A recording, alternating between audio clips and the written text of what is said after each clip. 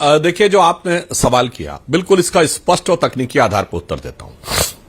पहली बात, राहुल गांधी अब नेता प्रतिपक्ष हैं, तो उनके पास कैबिनेट मिनिस्टर का रैंक है, और जब आपके पास कैबिनेट मिनिस्टर का रैंक है तो you are the part of the government.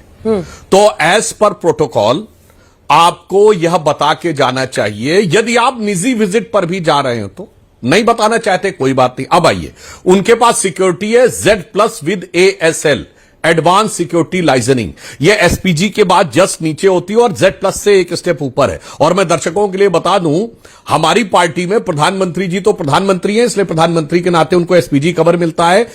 Z+ with ASL उसके अलावा सिर्फ 2 नेताओं के पास है, गृह मंत्री अमित शाह जी और रक्षा मंत्री राजनाथ सिंह जी।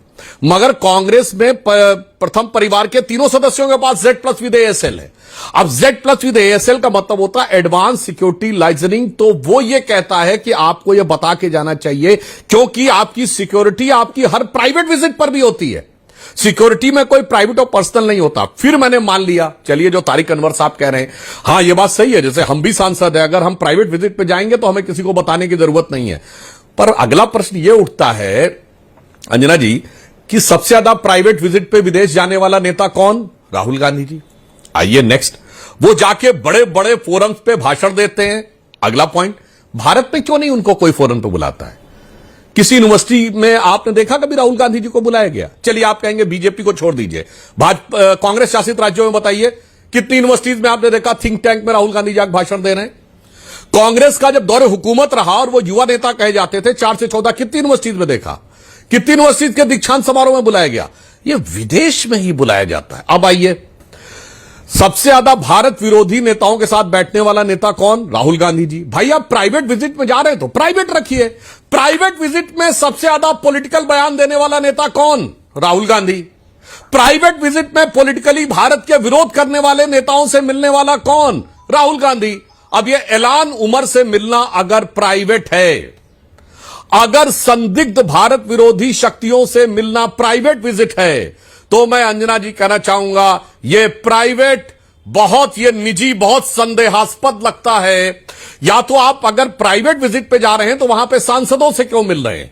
क्योंकि आप सांसद हैं, आप नेता प्रतिपक्ष हैं, तो यह साफ हो जाता है कि प्राइवेट विजिट में जाइए। हां, जैसे उन्होंने कहा था, मैं अपनी नानी जी की सेवा करने के लिए गया था न्यू ईयर्स की ईव में Italy, that is a different thing, क्योंकि वो एकमात्र ऐसे नेता हैं जिनका ननिहाल विदेश में भी उपलब्ध है। तो इसलिए हम ये सिर्फ पूछना चाहते हैं, अगर वो प्राइवेट रखना चाहते हैं तो फिर वो टोटल प्राइवेट अफेयर होना चाहिए। उसमें पॉलिटिकल व्यक्ति से मुलाकात नहीं होनी चाहिए, पॉलिटिकल बयानबाजी नहीं होनी चाहिए। अगर हम आप में से कोई जाता है कहीं पर, जैसे मैं आपको बताऊं, मैं कई बार मंदिरों में गया, कभी बाहर निकल के कोई बयान नहीं दिया। मैंने कहा यहां पर हम कोई पॉलिटिकल कारण से नहीं आए, कोई बयान नहीं देंगे। इसलिए यह संदेह उत्पन्न होता है। और मैं अंत में एक और बात कह दूं जी, जल्दी। भारत ही दुनिया का एकमात्र ऐसा देश है जहां के शीर्ष नेतृत्व के सबसे ज्यादा लिंक अगर कांग्रेस पार्टी के निकले हैं, संदिग्ध लिंक, तो हमेशा ये विदेशी कंपनियों के साथ क्या लिंक रहे।